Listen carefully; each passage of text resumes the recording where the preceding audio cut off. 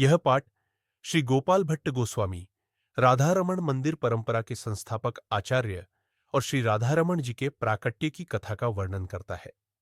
श्री गोपाल भट्ट गोस्वामी राधारमण मंदिर परंपरा के संस्थापक आचार्य गौड़ीय वैष्णव भक्ति परंपरा के एक प्रमुख आचार्य है और उन्हें राधारमण मंदिर परंपरा का संस्थापक माना जाता है। गोपाल भट्ट केवल 10 वर्ष के थे जब श्री चैतन्य महाप्रभु ने दक्षिण भारत की अपनी यात्रा के दौरान उनके घर श्रीरंगम में 4 महीने बिताए। इस समय के दौरान गोपाल भट्ट ने महाप्रभु की अत्यंत श्रद्धा के साथ सेवा की और उनके प्रेम भरे कृष्ण उपदेशों को सुना। महाप्रभु ने उनके पिता वेंकट भट्ट से कहा कि गोपाल एक असाधारण बच्चा है जो राधा कृष्ण की सेवा करने वाली एक गोपी का अवतार है और वह भविष्य में लाखों दुखी लोगों को भक्ति का मार्ग दिखाएगा। इसके बाद वेंकट भट्ट ने अपने बेटे को महाप्रभु को समर्पित कर दिया, जिन्होंने उसी वर्ष कार्तिक शुक्ल एकादशी को गोपाल को दीक्षा दी। महाप्रभु के आशीर्वाद से गोपाल भट्ट पैदल वृंदावन पहुंचे, जहां उन्होंने श्री रूप गोस्वामी और श्री सनातन गोस्वामी के साथ भक्ति ग्रंथों की रचना की और राधा कृष्ण की लीला स्थलियों की खोज की। उन्होंने हरि भक्ति विलास, तत्व संदर्भ, भक्ति संदर्भ, कृष्ण संदर्भ और कृष्ण कर्णामृत जैसे महत्वपूर्ण ग्रंथों की रचना की, जो आज भी गौड़ीय वैष्णव भक्ति के मुख्य आधार है। श्री राधारमण जी की स्थापना और महाप्रभु का आदेश श्री चैतन्य महाप्रभु के इस दुनिया से जाने के बाद उन्होंने एक सपने में भक्तों को मार्गदर्शन दिया।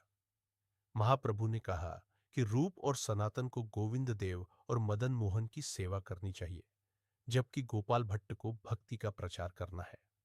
उन्हें नेपाल की गंडकी नदी से 12 शालिग्राम शिलाएं प्राप्त करने का निर्देश दिया गया, जिसमें महाप्रभु ने दामोदर शिला में निवास करने की बात कही। महाप्रभु ने अपनी लकड़ी की आसंदी गद्दी को गोपाल भट्ट के गुरु बनने का प्रतीक बताया। इसके बाद गोपाल भट्ट उस आसंदी पर विराजे और तभी से उन्हें गोस्वामी की उपाधि मिली। उन्होंने अपने शिष्य दामोदर दास गोस्वामी को अपना उत्तराधिकारी बनाया और उनके वंशज आज भी श्री राधारमण की सेवा और भक्ति प्रचार में लगे हुए हैं। पिछले 500 वर्षों से राधारमण मंदिर के गोस्वामी महाप्रभु और गोपाल भट्ट के बताए मार्ग पर चलकर भक्तों को भक्ति सिखा रहे हैं और श्री राधारमण की सेवा कर रहे हैं। एक सपने में महाप्रभु के निर्देश के बाद गोपाल भट्ट गंडकी नदी, नेपाल पहुंचे, जहां उन्हें बताया गया था कि वे एक नए रूप में प्रकट होंगे। कई दिनों तक खोज करने के बाद भी जब उन्हें प्रभु नहीं मिले, तो वे निराश होकर उपवास करने लगे और बेहोश हो गए। जब उन्हें होश आया और उन्होंने नदी से पानी उठाया, तो उनकी हथेली में एक दामोदर शिला आ गई। वे अत्यंत आनंदित हुए और गौर कृष्ण का जाप करने लगे। भगवान की कृपा से उन्हें 11 और शालिग्राम शिलाएं मिली, जिन्हें लेकर वे वृंदावन लौट आए।